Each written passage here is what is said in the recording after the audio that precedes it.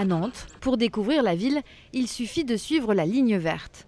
Un parcours urbain de 22 km qui permet aux touristes comme aux Nantais d'allier visite de la ville et découverte d'œuvres d'art en accès libre. Comme cette aire de jeu de l'architecte japonais Kinya Maruyama. Une installation issue du voyage à Nantes, un événement culturel lancé en 2012 par Jean Blaise et qui a complètement remodelé l'espace urbain.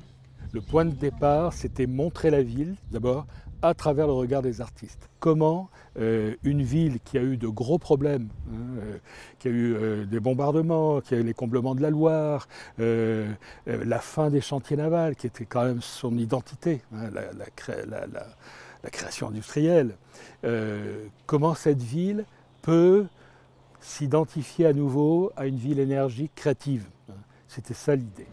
Au fur et à mesure des éditions, l'art a donc envahi la ville. Certaines œuvres du voyage à Nantes sont devenues pérennes, comme l'éloge du pas de côté de Philippe Ramette, le maître à ruban de Liliane Bourgeois ou encore la jungle intérieure d'Evore.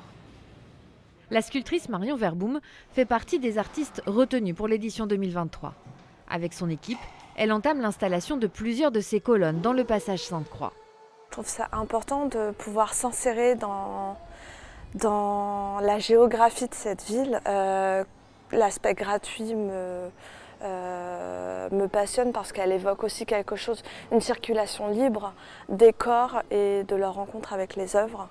Et c'est ça que je suis aussi depuis le début du voyage à Nantes. Cette année, l'accent est mis sur la statuaire. De nouvelles figures vont donc apparaître dans l'espace public, comme ces statues dansantes de l'artiste chinois Zhu Jian, mais d'autres vont descendre de leur piédestal. C'est le cas du général d'Empire Pierre Cambronne, dont la réplique, qui est en cours de finalisation, sirotera un verre de muscadet en terrasse.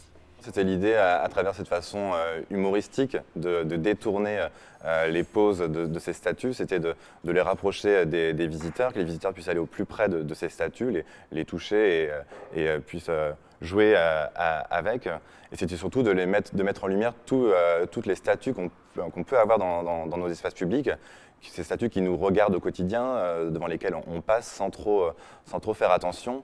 En tout, 4 statues nantais seront réinterprétées. Le général Mélinet sera accoudé à la rue des Deux Ponts. À Nantes, l'art, l'imaginaire ont envahi les rues. Les clins d'œil sont partout. Et le voyage imprègne tout le territoire de la Loire-Atlantique, grâce à un dialogue constant avec les élus et les habitants.